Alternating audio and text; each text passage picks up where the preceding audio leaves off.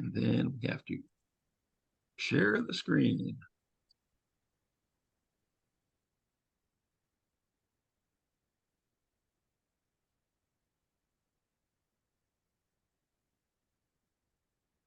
Okay, so let's go to the Lord in prayer. Precious Holy Father, we thank you for your love. Thank you, Lord, for the dedication of people who want to learn more about your word. Thank you for their showing up virtually and physically. Thank you, Lord, for their preparation, those who have the time and make sure they can study in advance.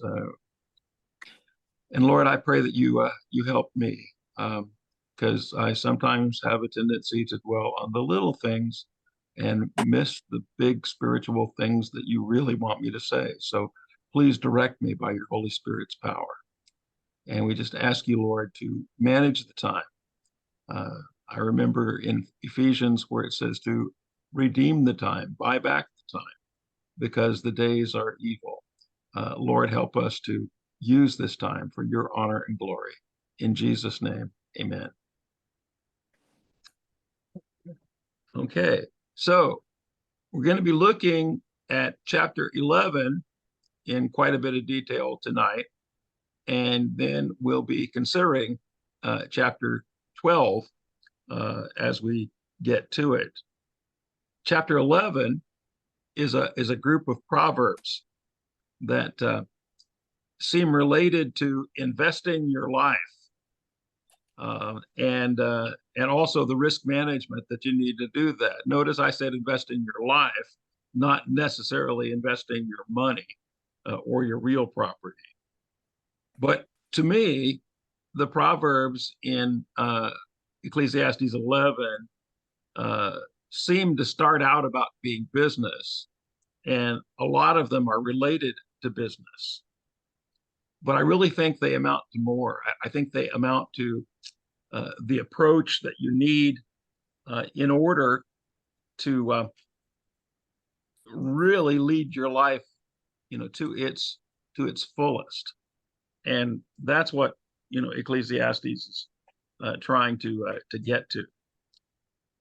So, of course, as you'll see, some ancient commentators and some modern ones think this actually begins with the idea of charitable giving.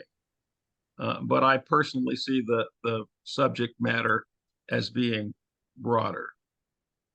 So my translation of verse 1 is, send out your bread upon the surface of the waters, because in many days you may find it. Now, I remember as a kid thinking that this was quite confusing because usually if you threw, as a lot of translations, including the American Standard Version, the English Standard Version, the King James Version, the New American Standard Bible, the New King James Version, and the Revised Standard Version, all render it as casting, throwing bread into the water. And if you threw bread into the water, you know what would happen. It would just get soggy and sink. And there was no way that it was likely to return to you in any useful form, unless you were just poetically referring to the whole cycle of nature. So, for those who see it as being about charitable giving, that might be okay because you don't see the return on charitable giving, even though we believe there's positive value. And so, like I said, many ancient commentators, a few modern ones, and even my own grandma saw this verse as referring to charity. So the Targum reading, the Aramaic translation from the Hebrew on this, reads, "Give your nourishing bread to the poor who go in ships upon the surface of the water. For after a period of many days, you will find its reward in the world to come." A lot of famous rabbis like Rashi and Ibn Ezra saw it this way, and even the early church fathers, like the Cappadocian father, uh, Gregory Thaumaturgus, who interpreted the verse like this: "It is right to share bread and the things which are necessary for human life, even if it seems at the moment to be wasted on some people, as if the bread were thrown into the water. It will be seen in the course of time that the act of kindness is not unprofitable for you." Well, I think Gregory was being a little optimistic there, but there are a lot of people that see this going this way. The New International Version is much closer to mine. It says, "Ship your grain across the sea. After many days, you may receive a return." Now, the reason for the confusion between cast and sending or shipping, and this is a modern replica of an ancient Phoenician ship, like they used to send cargo in the period in which Qoheleth would have been writing. But the confusion between throwing bread on the water as an image of charity and shipping your grain across the sea as an image of maritime commerce is from the fact that the tense of the verb to send out in Hebrew is the intensive tense. So some people, when they were translating it, thought of the intensive version of sending something out as throwing it out or casting it out. But actually, it's more like launching out your bread, your cargo, your trade commerce on the water. Others, like Chao Song, Chunlong Sao, says that it's releasing. And he pictured it as like releasing a piece of pita bread on the water. And he was saying it could float and come back to you. But it's still not of much value if you do it that way. And it doesn't seem to be useful. So, even though Sao believes that taking it as maritime trade is overly complex, even so, he sees it about being liberal, being generous, and not about investments, as I do. And he also notices that the verse ends with the pronoun it in Hebrew. And he says, it seems to suggest that one is just getting back what one sent and not really receiving a profit on the investment. So that really isn't much of an incentive. No return on the return, a 0% yield. But personally, I find the maritime proverb to be more convincing, especially since verse 2 seems to be concerned with diversification as part of the risk, and verse 3 as concerned with the kind of calamities that take place when you send cargo to trade overseas. So in this case, my translation would be in line with the Common English Bible, the New English Bible, the New International Version, the New Revised Standard Version, and a lot of commentators. In fact, the professor I had when I was working on my Master of Divinity, who wrote the Ecclesiastes commentary, says it likely refers to sea trade. And indeed, R.B.Y. Scott, who for many years was the go-to figure in wisdom literature, said the most probable meaning of the saying in Qoheleth 11:1, "Cast your bread upon the waters," is embodied in the NEB translation, "Send your grain across the seas," with its reference to the risks which are taken in maritime commerce. And it gets stronger when we realize that James Crenshaw says the same Hebrew verb that's found with on the surface of the waters in verse 1 is found in Isaiah 18:12, where it says, who sends ambassadors on the Nile and in vessels of papyrus on the waters? And Tremper Longman, who wrote a commentary on Ecclesiastes, objects that neither verse 1 nor verse 2 actually give any internal hints that they have charity in mind. While if you read verse 2 the way I do, it seems to indicate the idea of diversification to limit the risk. Give a portion to 7 and even to 8, because you don't know what catastrophe or evil may come upon the land. Diversification is a very real concept for us in the modern world, because when stockbrokers talk to their clients about building a portfolio, they try to tell them to invest in different companies at least, and preferably different industries in different sectors, so that you have a balanced portfolio, so that if, for example, as sometimes the tech stocks are beaten down, you want to have some energy stocks, or you might want to have some basically industrial stocks or consumer stocks. That way, if you lose in one area, you still have the chance to be gaining in the other. And in maritime commerce, the idea was you invested, in a part of several different ships, so that if the Mediterranean storms came up, as they regularly did, you didn't lose your whole fortune. You didn't lose your whole livelihood because you didn't have all your eggs in one basket. You had them in different ships, so you could still make profits and cover yourself on that loss. In the insurance business today in the US, they try to do that. So, for example, if they're insuring in a high-risk area, they try to find low-risk areas to balance that so they don't have to pay out as much.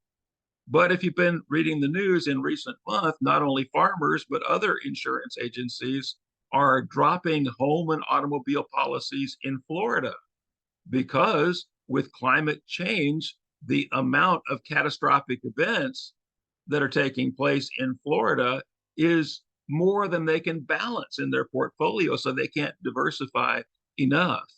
And even worse, some of the low risk and medium risk areas that they used to insure as a hedge against Florida are now becoming medium risk and high risk themselves because of climate change. But it illustrates how diversification takes place in our modern society, our modern economy. And I also worry that Sal, his emphasis on the pronoun it may be too reductionist, because it could also mean what you're looking for. And in this case, it would be big profits. And I'm particularly enamored with John Jarrick's paraphrase of verse 1. Invest in overseas trade, for you will be rewarded with larger profits for long voyages. And then he goes on to argue that the interpretation fits well in Qoheleth's argument, because he gave other business advice that made sense in the nature of maritime trade, because ships could take a very long time to complete a commercial voyage. So the word that I translated catastrophe is usually translated evil or trouble, but I think catastrophe or catastrophic event really fits the idea here. Douglas Miller, in his marvelous book on the usage of words in Ecclesiastes, has defined evil as used in this verse as trouble which affects economics. I mean, specifically getting in there. Now, of course, I can't prove to you beyond a shadow of a doubt that we're talking about business other than charity.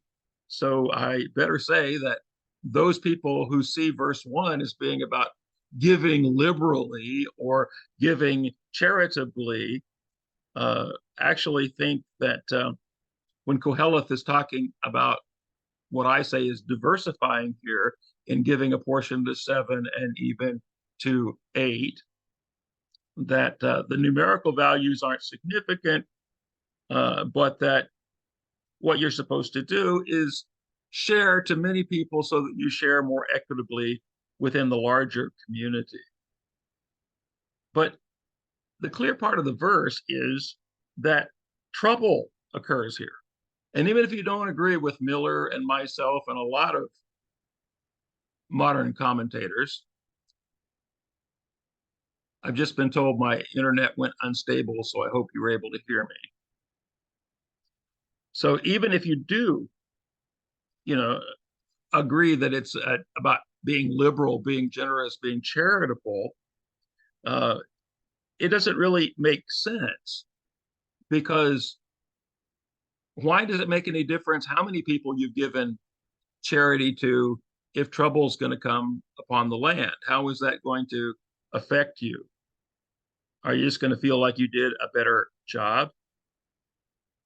But to the investor, one ship caught in a shipwreck may not be a total disaster, as I said, if other ships are on the way.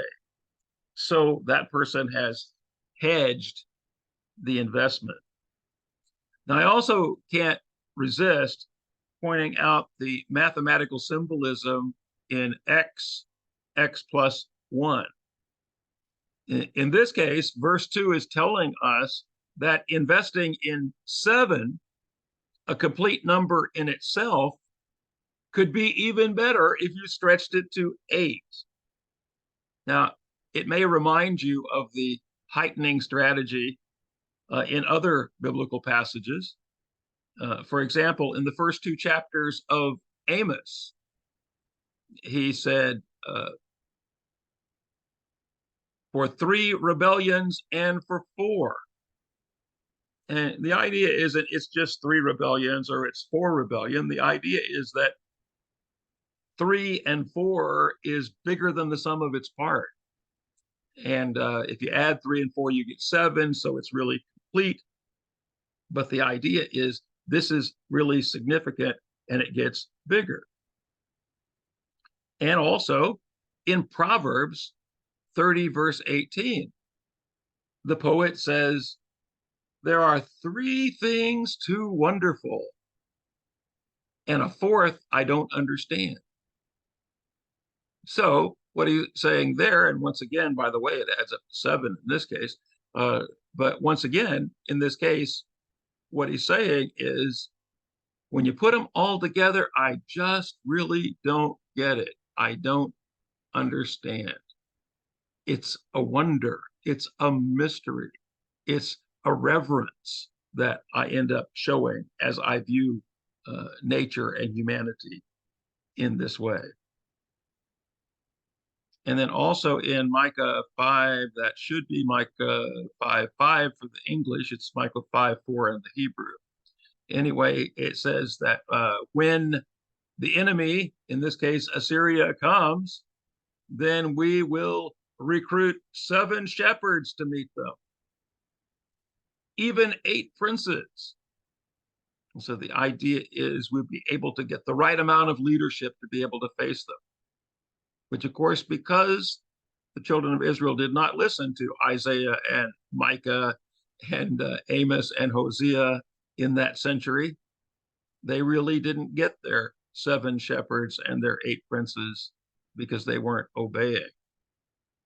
But anyway, that's the x plus 1. Now, this is a rhetorical technique that either emphasizes the second number in the series, or it simply indicates, as it does here, that the sum is greater than its parts. But I know at least one of you is thinking, I'm not an entrepreneur. I'm not an investor. So what do these two proverbs say to me? Well, first, they would suggest whether you think they're about charitable giving or investing, that it's not good to be stingy.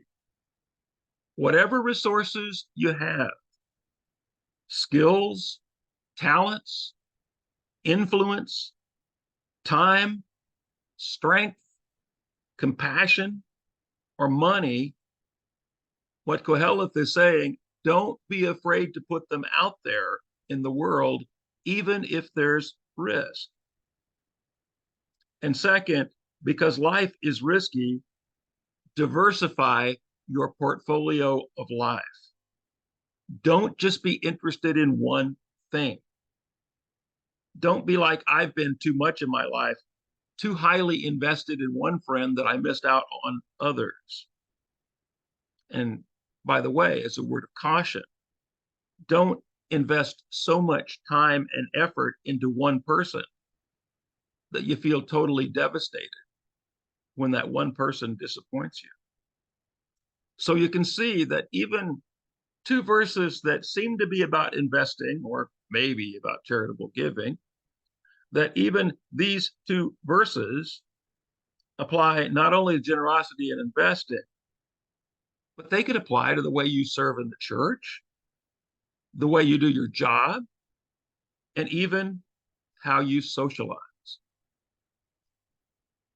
But as we continue, I still think it's talking about investments, both investments in business and investments in life, because now it's talking about risk. Well, it's talking about risk management in verse 2, but it's also talking about what could happen in verse 3. So if the clouds are full, rain will pour out upon the land. If a tree falls to the south or to the north, the place the tree has fallen, there it is. I bet my wife didn't know she was a theologian, but she's so close to biblical that she has a saying that goes, it is what it is. And when she uses it, she's saying there's no more we can do about it. So we might as well figure out how to deal with the consequences. Now, in this case, the place where the tree has fallen, there it is. I think the wise man is using this to continue his theme so that where one can't know what's going on and doesn't know what's going to happen, that one needs to be prepared. Now, obviously, the rain pouring down could be a good thing in Israel, a desert land. But the suggestion that the clouds are full and the rain is pouring out kind of suggests flooding conditions to me, like maybe these that have been in Greece in the last few weeks. And you don't always know where a tree is going to fall. Certainly this car owner didn't. And in Hebrew, the idea of north and south is a figure of speech. The technical term is merism, but we won't deal with that. But it's a figure of speech that means anywhere.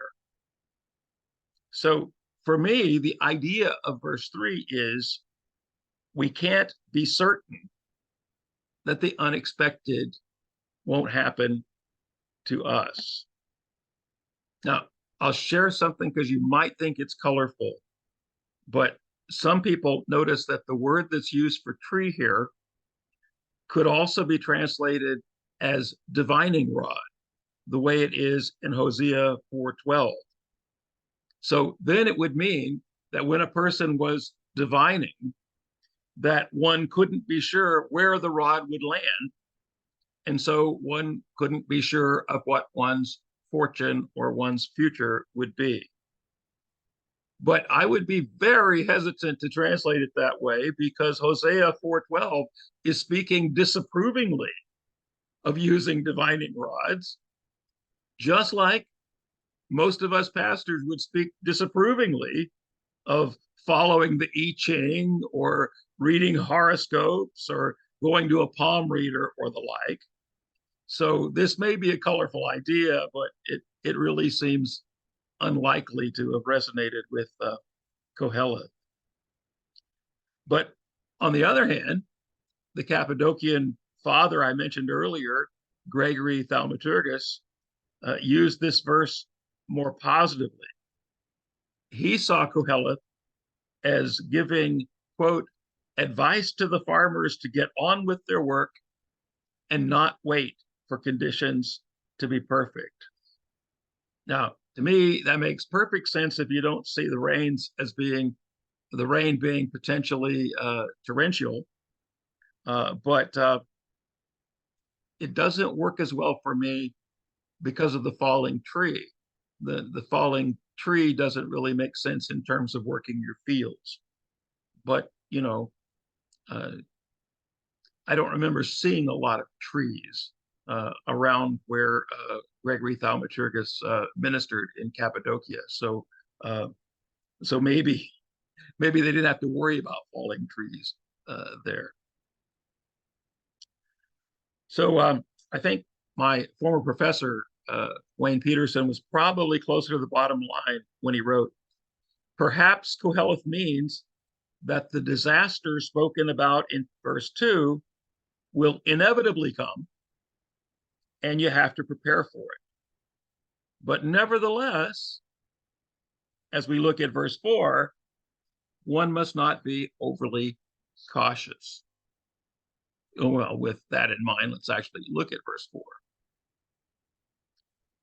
One watching the wind doesn't sow the seed, and the one looking at the clouds doesn't harvest. Now, just because certain natural events are beyond human control doesn't give us the right to give up on what we actually can do. Notice that the Hebrew participle that I translated as watching could also be translated as one guarding.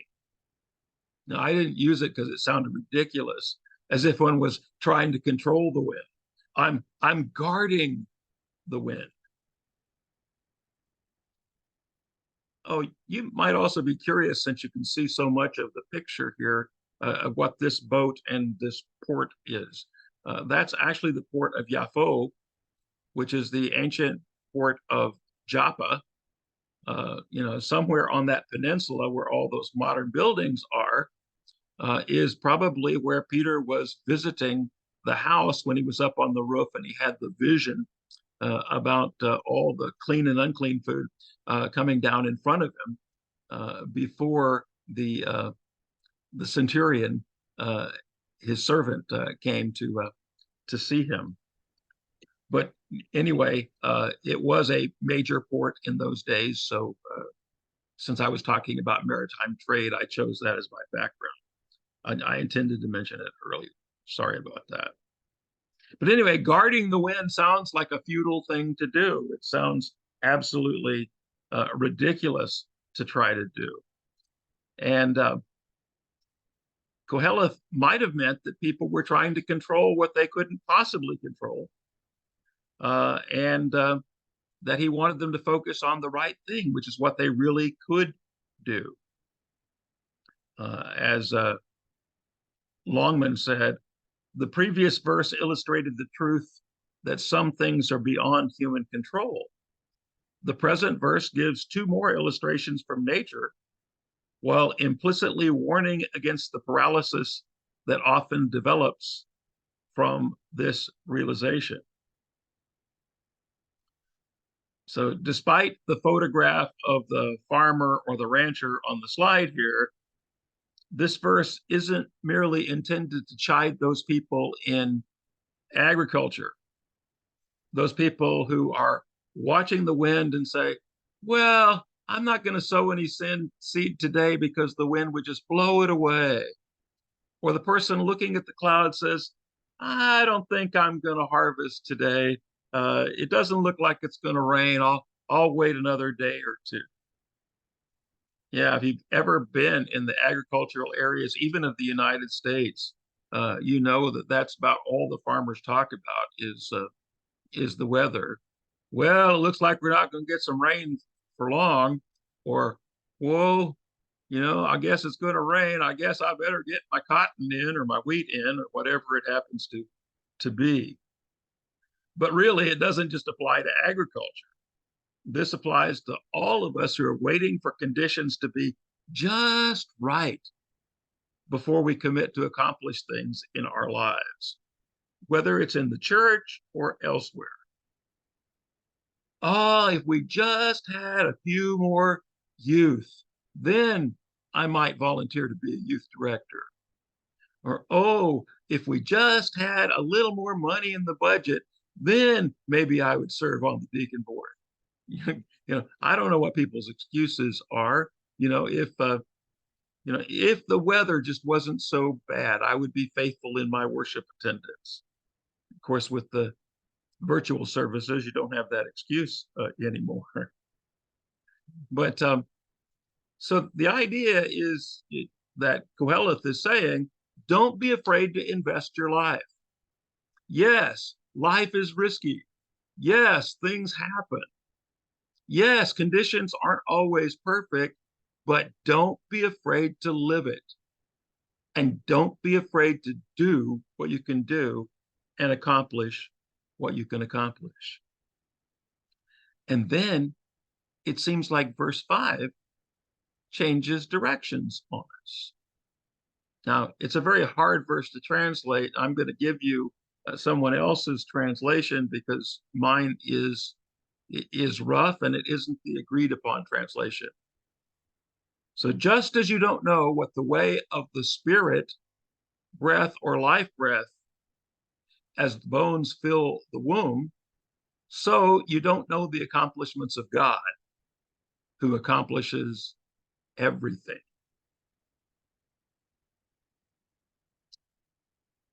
Now, this could be the way of the spirit, the way of breath, the way of life breath, or it could even be the wind.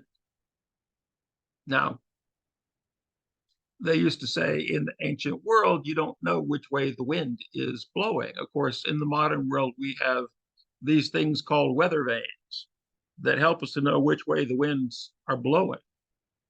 But we don't necessarily know what way they're going to blow tomorrow, even with meteorology being a science that it is. But I don't think it's really talking about the wind, even though there are some who do. Longman translates it this way: in the same way that you don't know what is the way of the wind or how the bones are formed in the mother's womb, so you do not know the work of God who does all things. And that's close to the way that the New International Version also translates it. These are two illustrations. You don't know which way the wind is going, and you don't know how the fetus, how the bones are actually formed in the mother's womb. Now, I take it, as you can see from my translation, as that all being the human life illustration as a unity. I'm not the only one. Robert Alter and James Crenshaw and even Chun Leong Sao, all take it in that regard.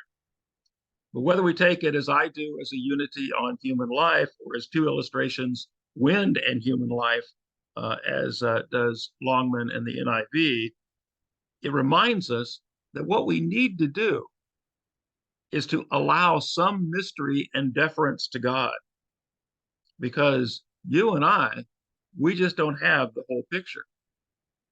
Does this remind you of anything?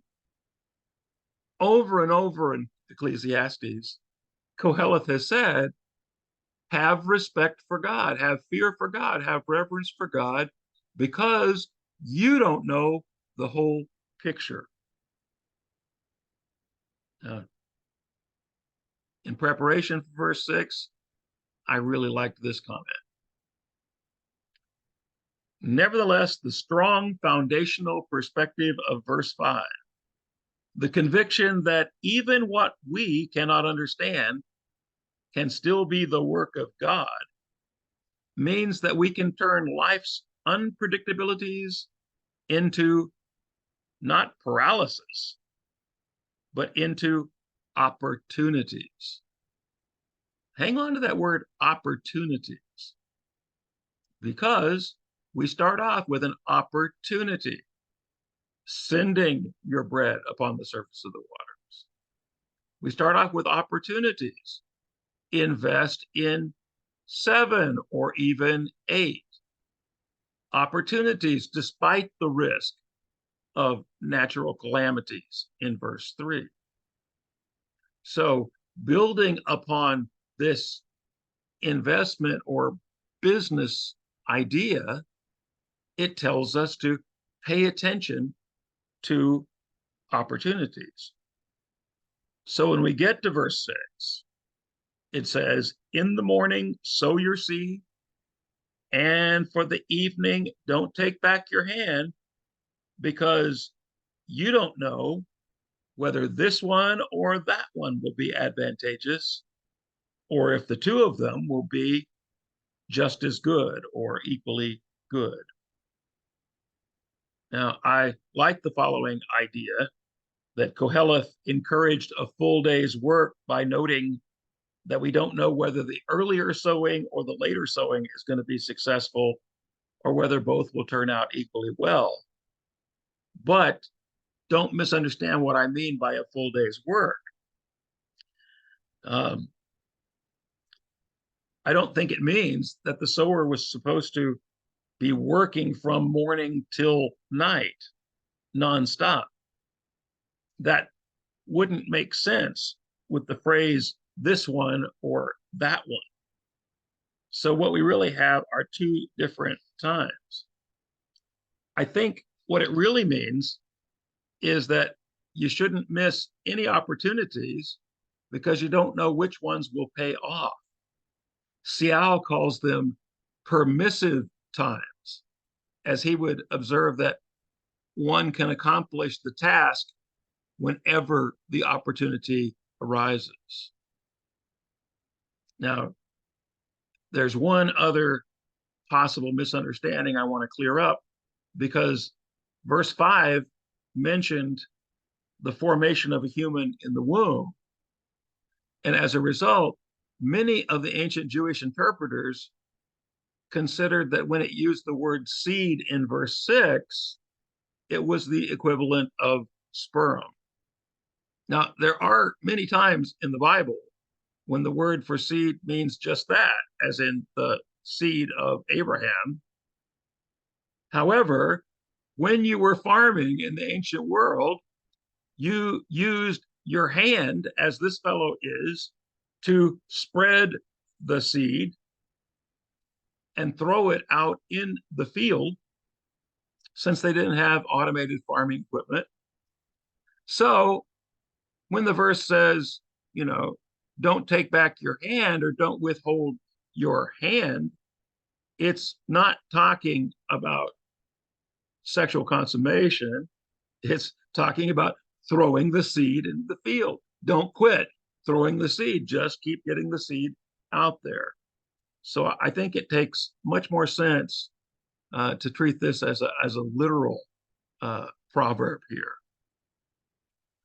But then the wise man surprises us again. So often Qoheleth has been negative. But in verse 7, he speaks of light, and he speaks of the sun. Now, I want you to remember that the Hebrew idea of afterlife wasn't heaven. The Hebrew idea of afterlife was Sheol, the place of the dead, a shadowy, dark, gray existence, not a place that was light and pleasant and paradisical as well. And then also remember that the word for darkness is actually used in the next verse, verse 8, to represent the idea of death. So what we have is darkness, the opposite of light, representing death. So light here represents life. Now, some people think Qoheleth is pretty inconsistent here. After all, didn't he say all life is a wisp? It's vanity, it's absurd, it's empty, it's a breath? Yes, he did. But 7 different times in the book, and we're going to get to the 7th one tonight, 7 different times in the book, he talks about rejoicing, enjoying, savoring life. And now he uses an adjective that we usually think of in terms of food. Light is sweetness, and life is sweetness. Enjoy it with all your senses. And he also says it's good to see the sun. So think for a moment about how Qoheleth uses under the sun throughout the book. Doesn't it represent, as I said, life on earth on many occasions? So life is sweetness. It's to be enjoyed. And it's good to see the sun as opposed to being in the darkness of the underworld. But also it's good to be alive, to be under the sun, so that we know that we are living on this earth. Now, there are commentators who think that sun could simply represent pleasantness here. But I still think that verse 7 is emphasizing the goodness of life so that it can take us back to the negative in verse 8. So verse 8 talks about the alternative to life. So think about the alternatives. Because if a person lives many years, the person should rejoice in all of them, but should remember the days of darkness, because there are many. All that comes is a wisp, a breath, an emptiness. So the contrast between the light and sweetness of living and the long period of the grave actually reminded me of a conversation from a fictional character in a historical novel that I was reading. The novel was set in between World War I and World War II in England. And there was this woman who had been alive since the latter part of the 19th century, and she was becoming aged now, but she was still doing amazing things. And when her guest commented on it, she said, "Growing old is not for most people. It's too trying. One daren't eat this or do that, or even bend over to smell the garden flowers for fears one's back won't straighten up. Well, it's most certainly better than the alternative." Well, that's almost exactly what Qoheleth is saying. Enjoy it all the many years that you have, because it's certainly better than the alternative. But remember, of course, 1 Corinthians 15 wasn't written yet. Jesus wasn't risen yet, and we didn't have the promise of being risen yet. So Qoheleth didn't have that promise we did. So death was something to be dreaded, even though it was natural and it was going to happen and it was going to be there. So once again, Qoheleth is affirming life. So for all those people who say, Qoheleth is a book that makes you suicidal, Qoheleth is so cynical, it has no value. You can tell them he affirms life. In fact, he's going to affirm life in the next book, the next verse. Life is to be lived with joy and by following what our heart desires. Rejoice, young person, in your youthfulness, and let your will be positive. Or most translations will make this heart be merry. In the days of your vitality. So walk in the way of your will and the vision of your eyes, but know that upon these things God will bring you to judgment. Now, unfortunately, a lot of people forget that the word for heart means the will. So the heart is what you determine to do. And the vision not only refers to what you see in life, but it refers to your moral vision as well as what's aesthetically pleasing and delightful to you. So a lot of commentators emphasize, oh yeah, go ahead, walk in the way that pleases you and, and do what looks good. But Qoheleth is not saying do your own thing however you please, because that last line is know that God will bring you judgment. So you've got to do what's right. But of course, there's some people that think that Qoheleth is speaking with a forked tongue here. In one breath, calling upon young people to gratify all of their desires, and in the next breath, calling out that God's going to judge them for doing so.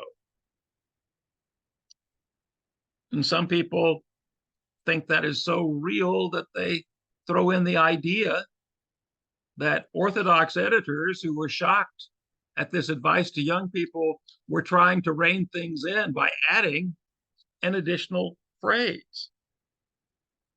But I prefer to agree with my former professor who said Qoheleth couldn't have been advocating hedonism here as in earlier when people thought so, because if you will remember, he condemns hedonism in Ecclesiastes chapter 2, verses 1 through 11.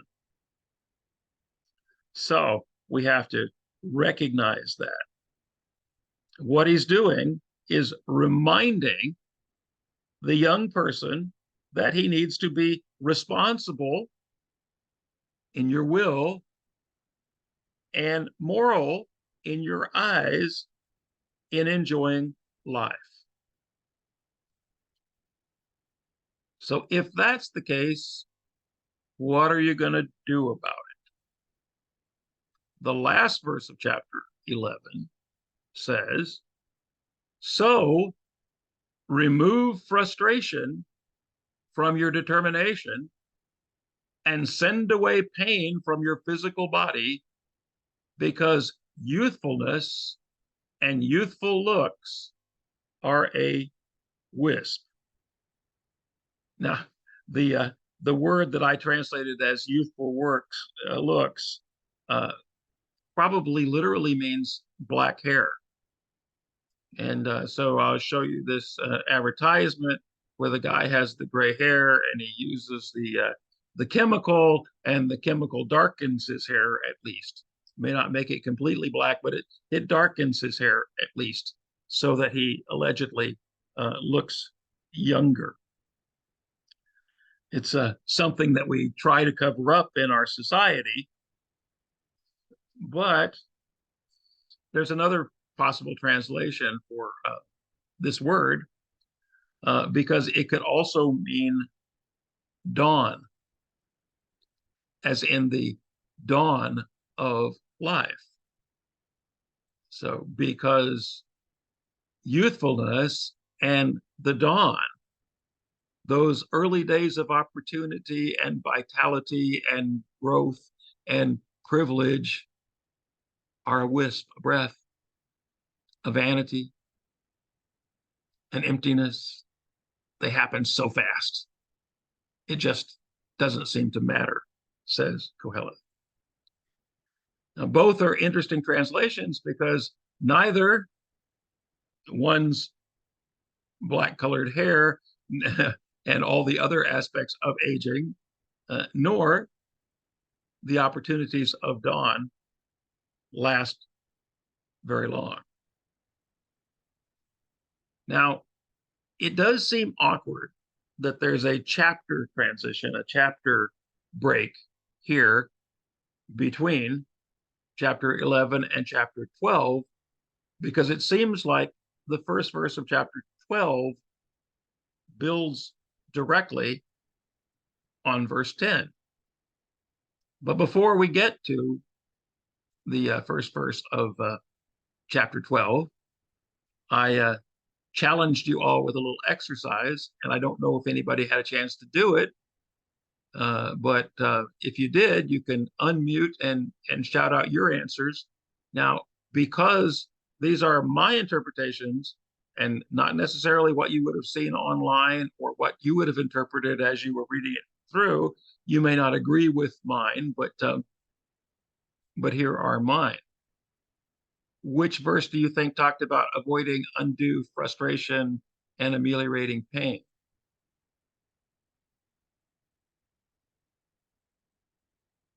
That would be the one we just read, verse 10. Remove frustration. Actually, the word for frustration can also be anger, but it's the idea of anger in your heart. It means you're being so upset about something that it's actually destroying your health and hurting you. Being overcautious misses opportunities. 4. Absolutely. Verse 4. Disasters happen.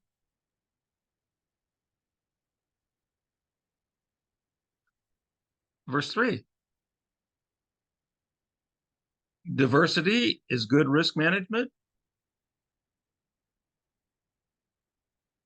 2. Exactly. Don't be afraid to invest.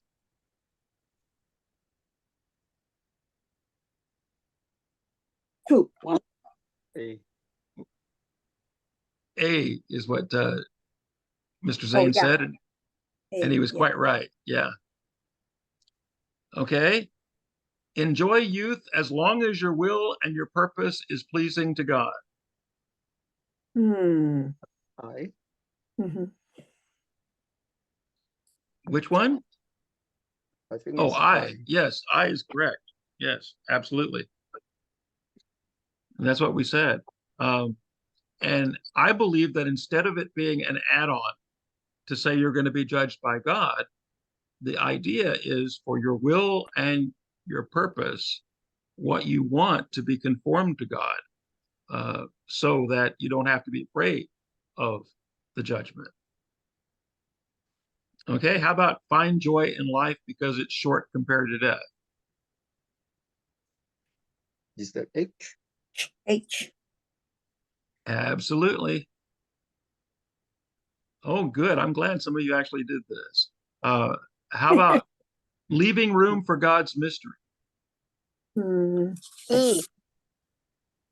E? Absolutely. It is E. Yes. What would you do with life is overall pleasant?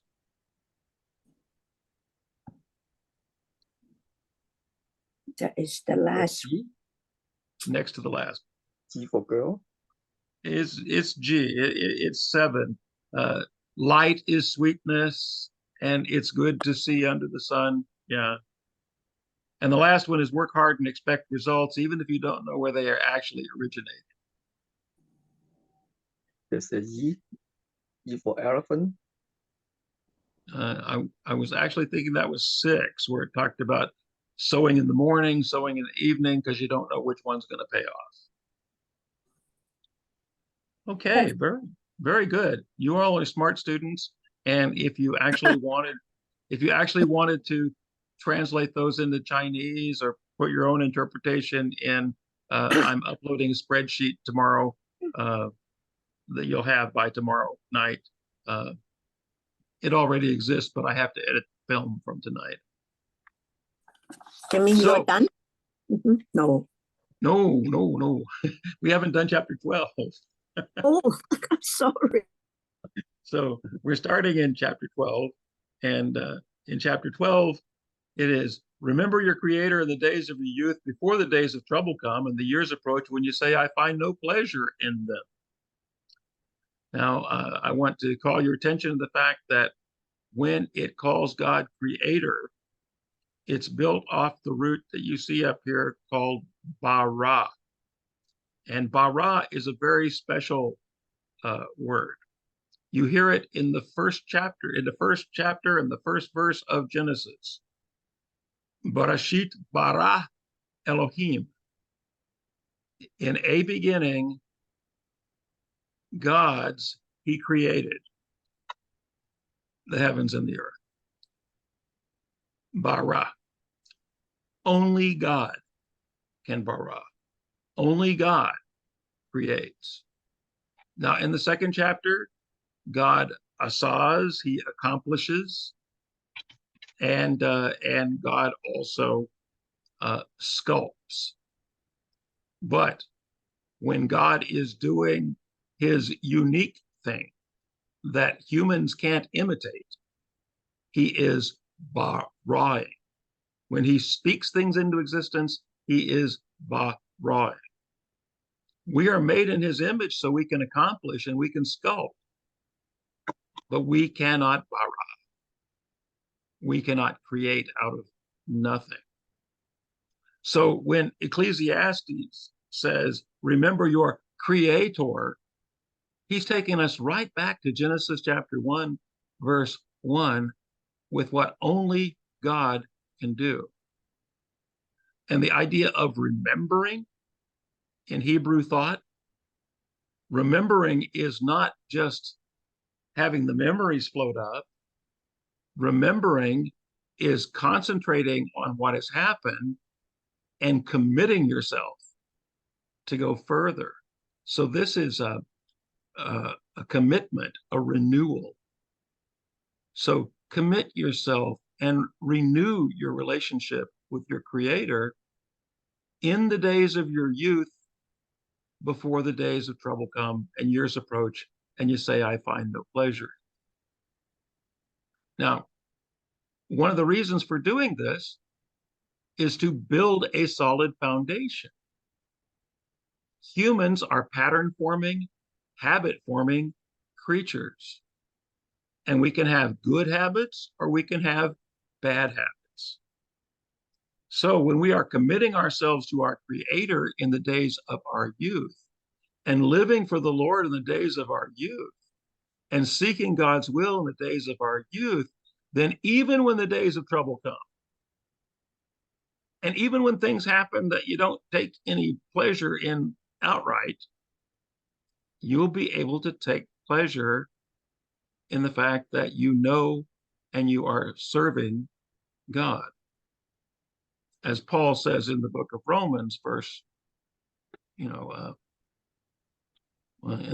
the chapter 8, he says we are more than conquerors. And we can be that way, but we need to walk with God. We need to embrace his love, and we need to obey the wisdom that he's given us. So remember your creator in the days of your youth so that you'll build that firm foundation and have it in place. And then we come to Ecclesiastes chapter 12, verses 2 and 3.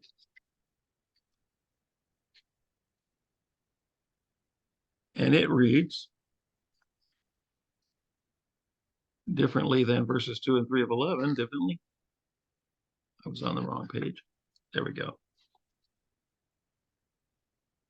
Until the sun goes dark, and the light and the moon and the stars, and the clouds come back after the rain.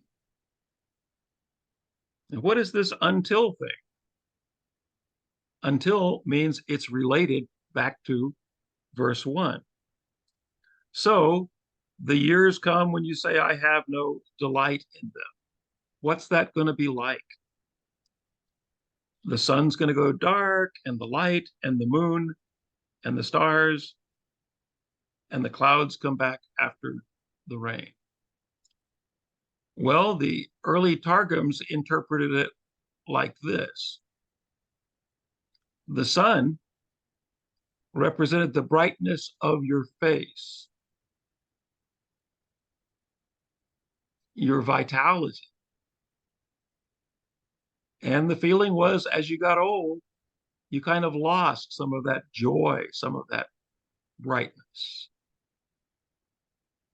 The moon represent a picture of your cheeks, because your cheeks reflect the vitality to be found in your eyes and the vitality to be seen in the brightness of your face. And the stars represented the pupils of your eye. Now, remember, they didn't have cataract surgery in those days. And so if your eyes began to cloud over, that was it. And so there was a lot of times you could see a person aging, by the very fact that, that their eyes were clouding over and they didn't have the energy that they had had before. And all of these are affected by the aging process. Our face doesn't glow as much.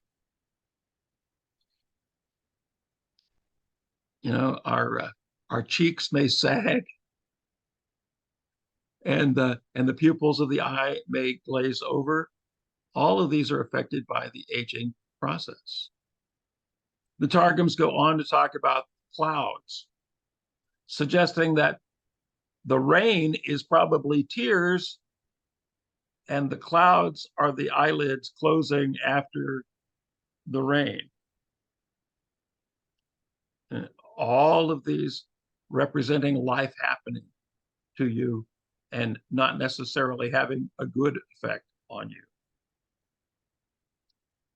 Well, I know this figurative interpretation, this allegorical interpretation is a little strange, but there has to be some way to connect it with the idea of you growing old and not taking pleasure in verse 1.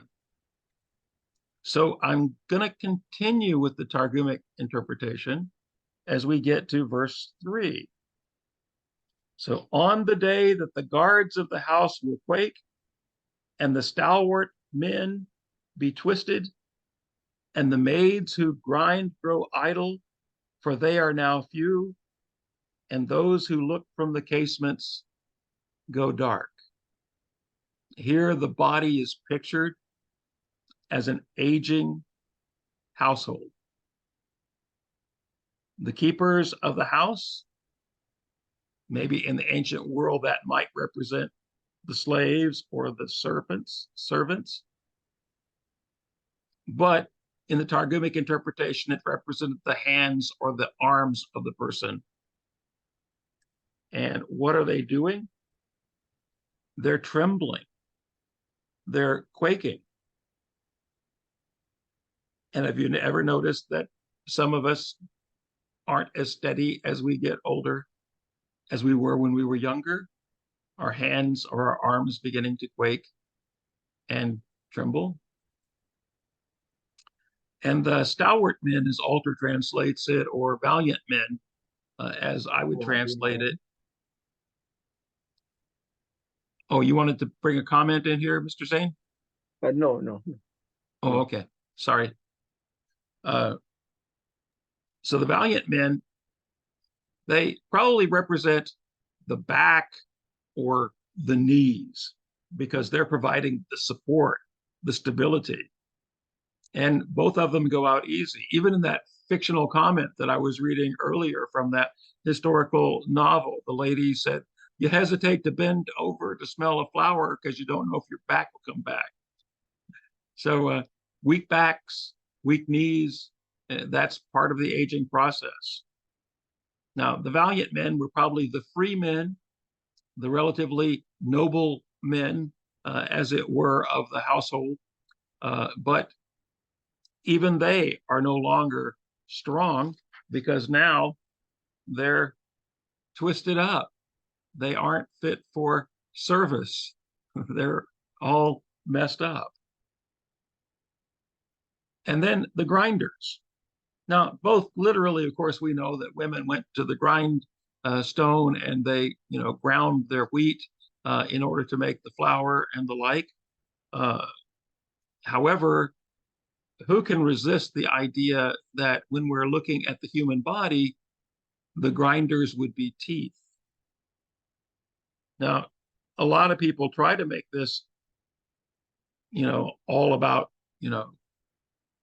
just being the women of the house, and they try to make this a literal household, and it may be, but I still feel it ties in better with verse 1 if we take it as a figurative idea of the body, an allegory of the body. And the grinders that have grown idle and are now few. I'm not sure why the women grinders, if it was literal, would be few, but I know what happens with teeth. They get ground down and they can't do the job as well as they could before. And then those who look from the casements or look from the windows, that's the older women, the lady who's always, pulling the curtain back and checking out on the on the neighbors, but now she doesn't have the energy to do it, so you don't see as many looking out. So the eyes are weak, the eyes are dim because the woman isn't doing it that way. And the allegory continues in verses 4 and 5. And the double doors close in the market as the sound of the mill sinks down, and the sound of the bird arises, and all the songstresses are bowed. Now, the double doors would not be typical to just a household. But the double doors are typical of a marketplace or of a store. And since they are closed in the market, they are closed to trade. This old house is not open to business anymore. If you like, this is retirement. I'm no longer in business.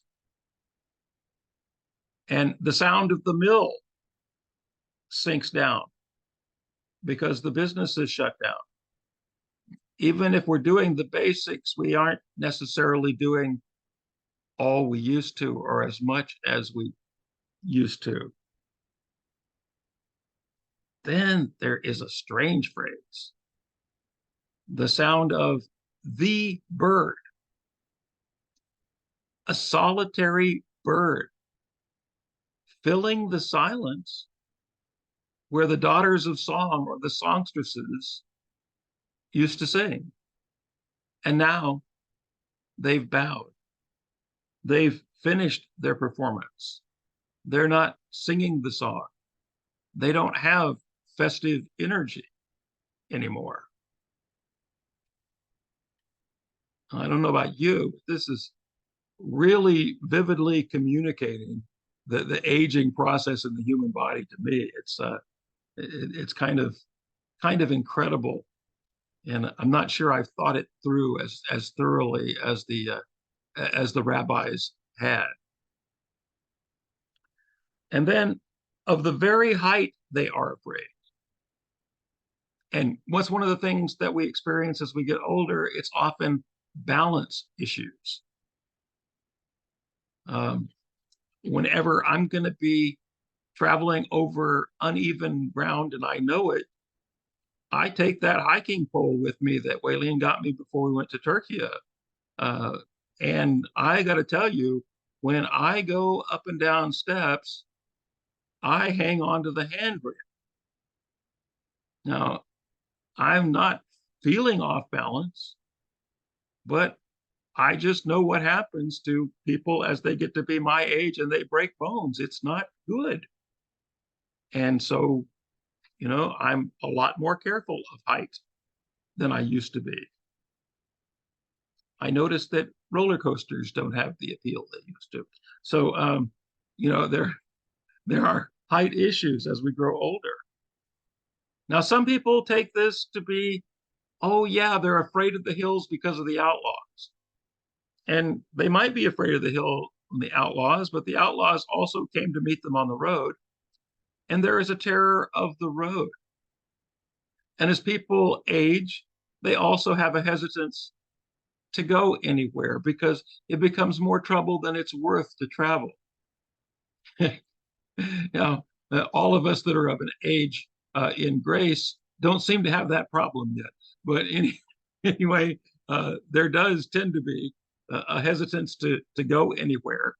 And I know that it's sometimes like pulling teeth to try to get certain elderly people to move because it's just to them more trouble than it's worth.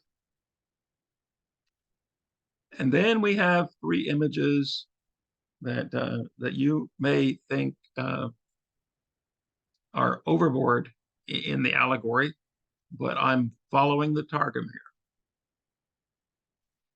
The almond blossoms represent white hair.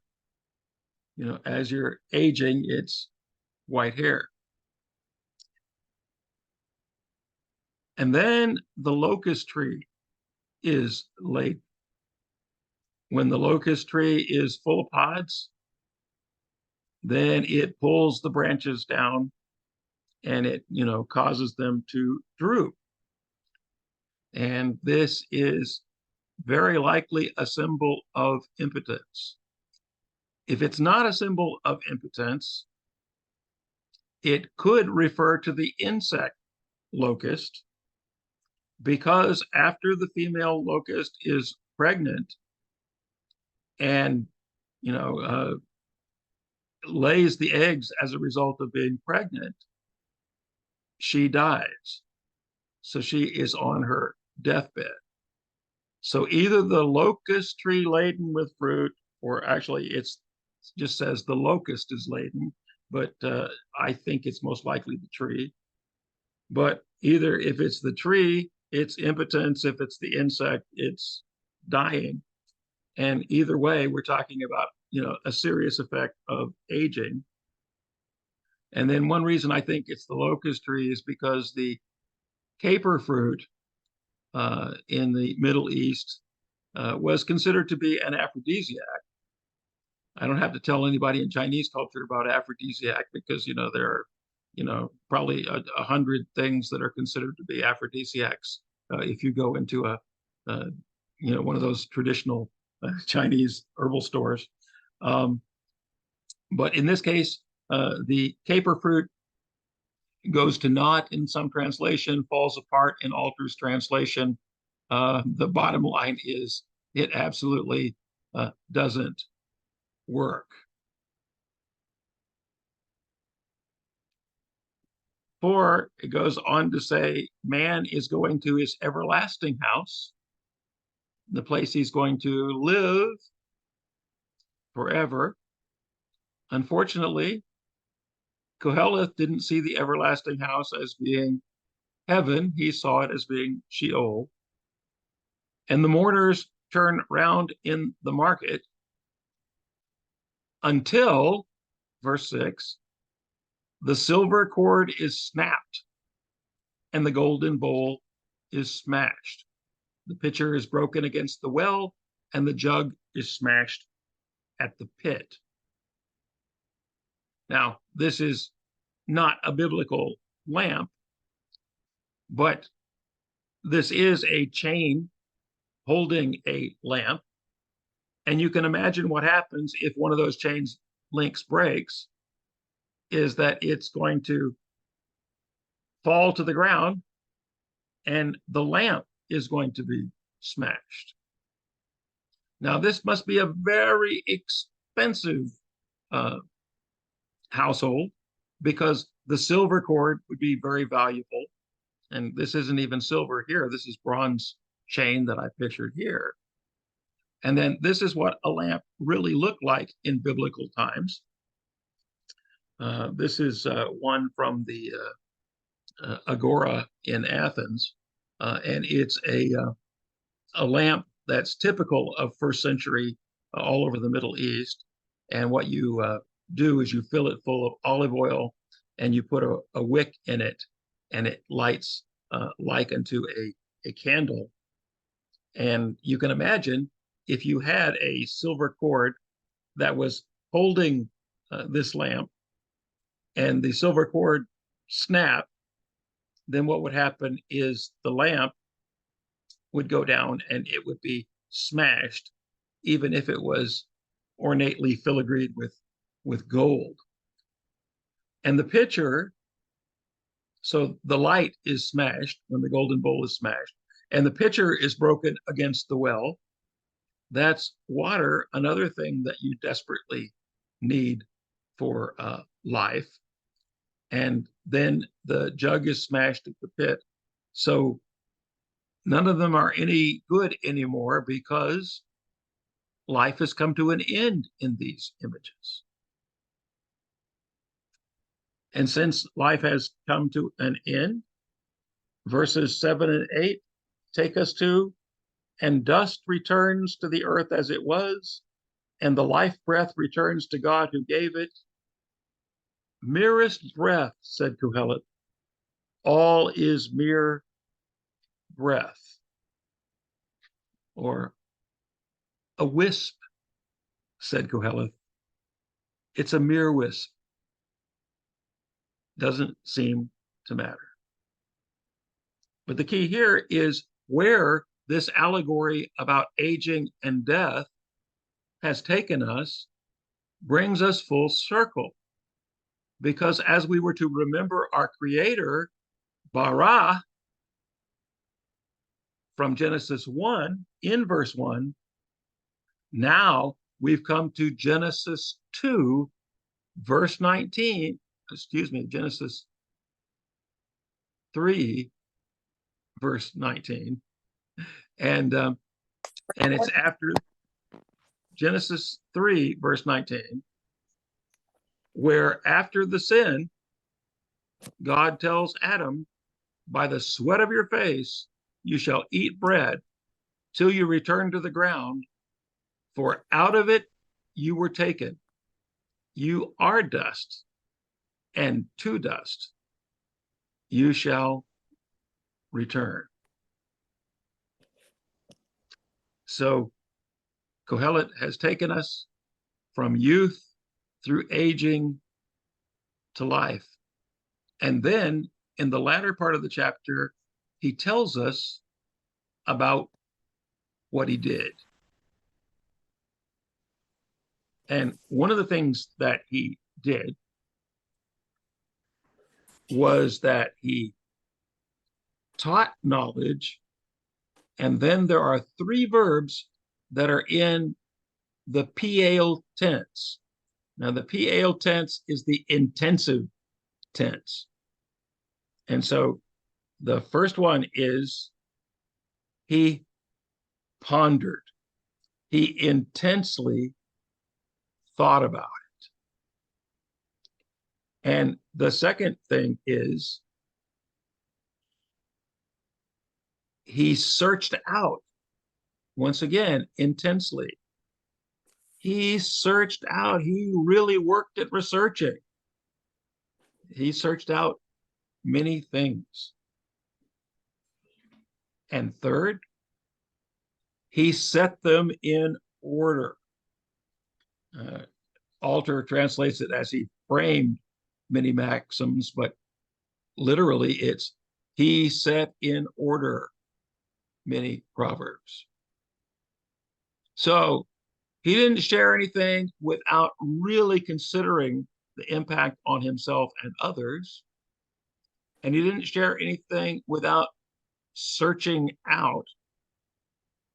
And then he was able to set things in order for the for the people. But then, as we go further, we find that he says, the words of the wise are like goads and like nails driven in from the composers of collections, given from a certain shepherd. Now, what he's really saying is that people are so messed up that they have to have help. Oh, as Gregory said, Thaumaturgus again, having just referred to the ignorance and incorrigibility of the people, he is not at all confident of the ability of the average ear to make the right sense of the proverbial sayings. So he notes that a shepherd or a noble person is necessary in order that the people might be able to understand. And not only do they need a shepherd, a Qoheleth, a noble, an interpreter, a wise person to explain it to them. In verse 12, it says, of the making of books, there's no end, and much chatter is a weariness of the flesh. So because of the making of books, there's no end, you need somebody to sift through the information for you so that you can get it in a useful, hopefully, format. Because there's so much knowledge, there's so many observations around that you could just waste time in a discussion that's not going anywhere. And then he finalizes the book when he says, the last word, all being heard, fear God and keep his commands, for that is all humankind. Since every deed will God bring to judgment, for every hidden act, be it good or evil. So after he said, enjoy life all you can, and after he said, life is just short term, and after he said, sometimes life doesn't seem to amount to anything, he still says, the secret to life is reverencing God, following God's commandments, and recognizing that God judges.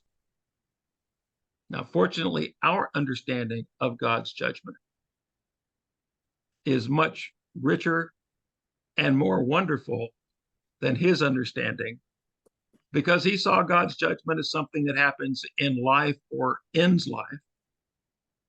And we see God's judgment as something that's already determined on the basis of our believing in Jesus Christ as Savior and Lord. 1 Corinthians 15 makes all the difference in the way we look at aging and death. 1 Corinthians 15 makes all the difference in the way we look at judgment.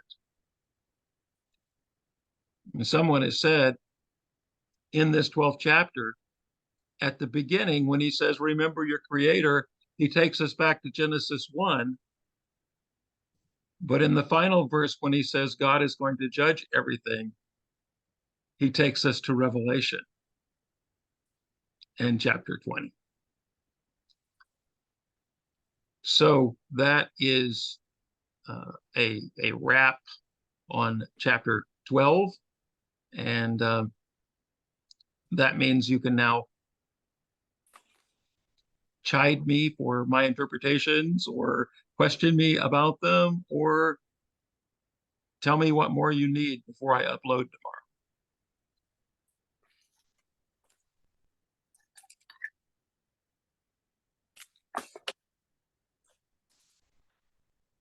Let me stop sharing so I can see you.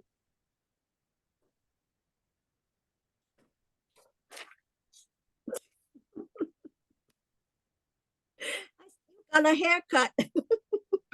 Yeah, I guess you did. I really meant just to see who was here, but anyway, there we are. So, no comments or questions? Anything jump out at you? It's very pessimistic.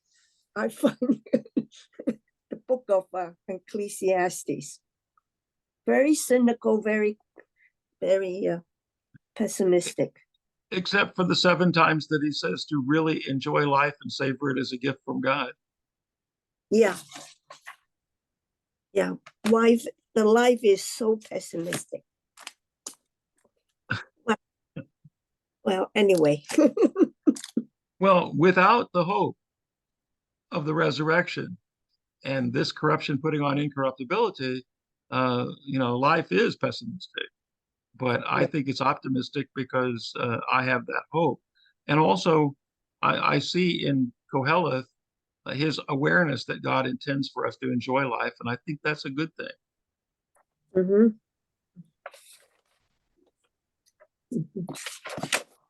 Any other? Seemed to me he foresee eventually there would be many people writing books. But if I put it even further, maybe he can even foresee there will be internet. There are so many different writings. Some of them write this is good for today. Then after a week, somebody will say, oh, it's bad for the body. The same as the news. There are all kinds of fake news and true news. So we really have to figure out which is which. Yeah. If he thought the making of books was no end when he wrote, it's just amazing what the information explosion has done. I'm not going to call it a knowledge explosion like we used to when I was a kid, because it's really information, and a lot of it is bad information. Okay. Of course, even in the first century, there were lots of books that were written that were bad information. But I think what Qoheleth is saying is that you can get confused, if you're just constantly gathering information and you're not focused upon the will of God, and you're not focused upon following God's commandments. So I think even Qoheleth would say that Torah, following God's plan, is essential to real life. Okay. Okay, thank you. Thank you for spending all this time for us. Right. Now, I'm not going to do a live session for the wrap up, but I will do a video for you next week as a wrap up, because I know you do have that Sunday, and I do have some notes on it. I just I'm not really going to have time to meet you live because I'm going to be on the road that week.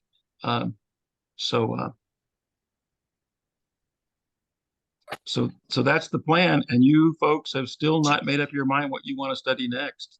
So I know we have one suggestion of Proverbs, which it seems like it would be kind of tiring after we've just had a book that was full of a lot of Proverbs. But that is life. That's very, very important. You have to know it. Yeah.